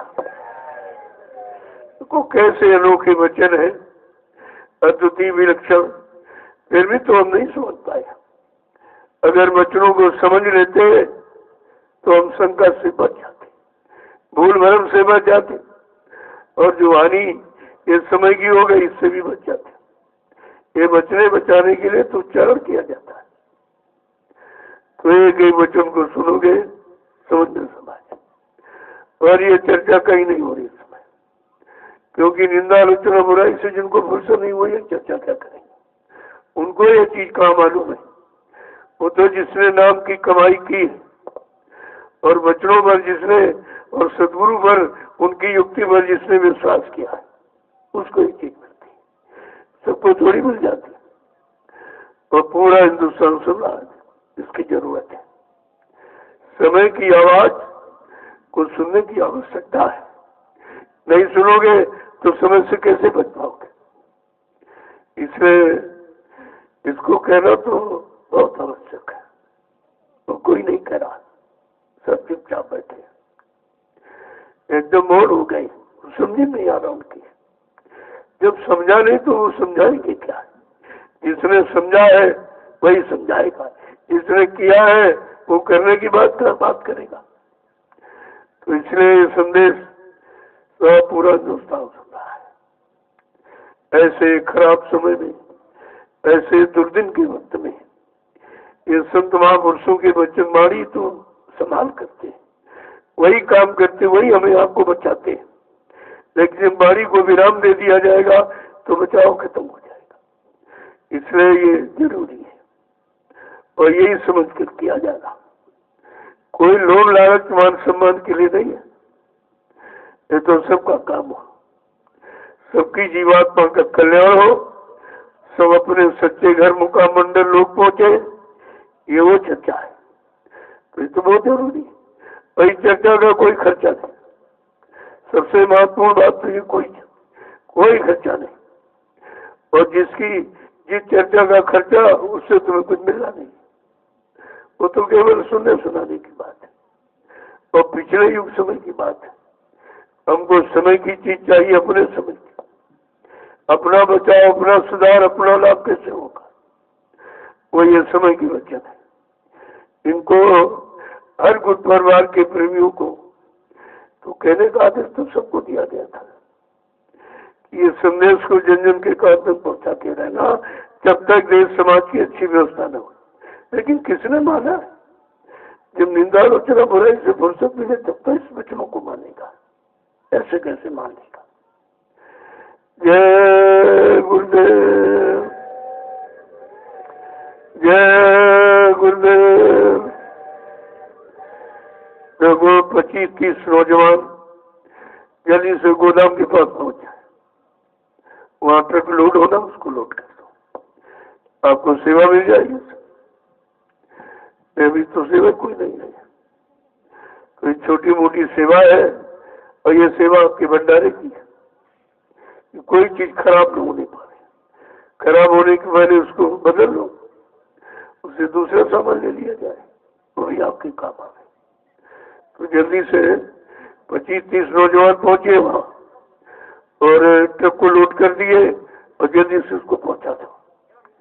मंडी पहुंच जाए, अभी समय से जो चीज निकल जाती तो लाभ मिल जाता है।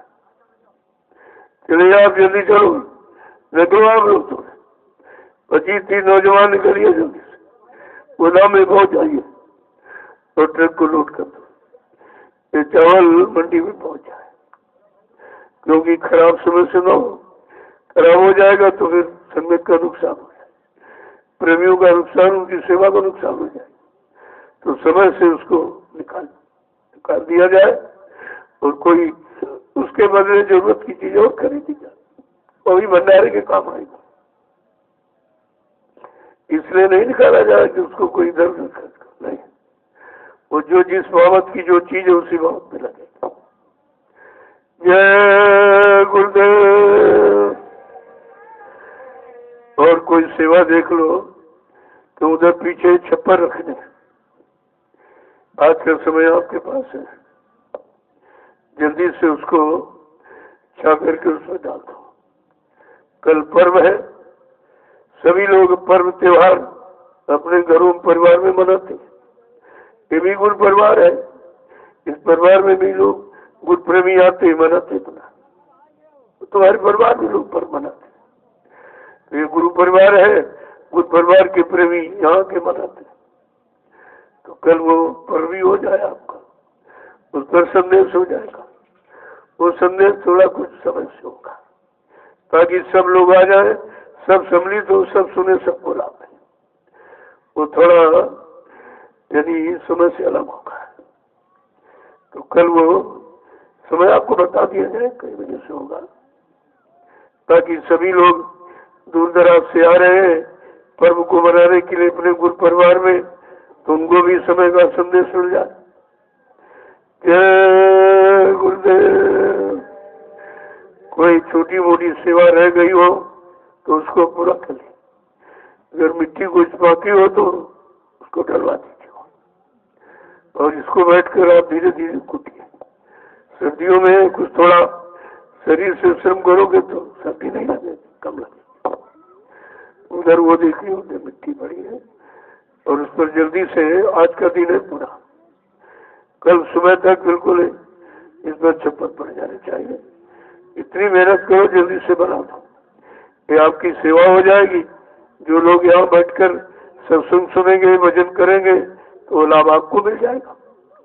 देखो, भजन का लाभ अगर सेवा से मिल जाए तो इससे सरल कौन सा उपाय। संत महापुरुषों ने कलयुग में इसीलिए सेवा को प्रधान रखा कि हम सब कलयुग के जीव इतने गंदे हैं, यानी तन में, मन में कोई शक्ति ताकत तो है नहीं जो भजन कर सको, इसलिए उन्होंने सेवा रखी। सेवा हर एक व्यक्ति कर सकता है, तो वो लाभ अगर सेवा से मिल जाए तो बहुत सरल कर दिया। ये सरल उपाय है। तो यहाँ हो तो कुछ न कुछ जरूर करो, उधर भंडारे में चले जाओ। कल भंडारा थोड़ा बड़ा बनाना पड़ेगा आपको, क्योंकि ज्यादा लोग आ जाएंगे, सबके लिए हो जाए। तो ये मतलब सब सेवा ही से सेवा है, करने वाले के लिए सेवा की कमी नहीं, और न करने वाले लाभ पाने में तथ्य, उनको दिखाई नहीं देगा सेवा। जय गुरुदेव। अब आप लोग चलो जल्दी से, कोई सेवा देख लो इधर उधर, कोई अपना सामान पड़ा उठा के रखो, ये भी सेवा है। ये सबसे बड़ी सेवा, जब सामान ही नहीं होगा तो सेवा कैसे करोगे। बात को समझा करो आप, यहाँ जो भी है सब तुम्हारा है, तुम्हारी गाड़ी कमाई का है तो सब आपका है, उसे अपना समझकर यथा स्थान आपको रख देना चाहिए। यही तो चीज है। तुम समझते हो नहीं नहीं संगत का है, और संगत तो तुम्हारी किसकी है, संगत तो गुरु की है, और हम सब गुरु के हैं। तो जब गुरु का सब है और गुरु का काम करने आए हैं, और गुरु अपना काम, हमारा आपका काम कर रहे हैं, तो ये सब काम तो अपना ही हुआ और किसी का नहीं। लेकिन ये समझ आ नहीं पाती, इसीलिए आप थोड़ा सा लापरवाही कर देते हो। तो इधर उधर सामान कोई पड़ा मिले तो उसे फौरन यथास्थान पहुंचाओ, वहां रख दीजिए। जय गुरुदेव। अब आप चलिए, कोई छोटी मोटी सेवा दे, मैं शाम को मिलूंगा। अब ये मिलने वाले वाला काम दिन में नहीं होगा। कल पर्व है तो उसकी तैयारी कर रहा है, तो इसलिए शाम को सबसे मिला जाता है, आपकी बात भी सुनी जाती है, जो जरूरत समझा जाता उसी कोई न कोई तरीका आपको बता दिया जाता।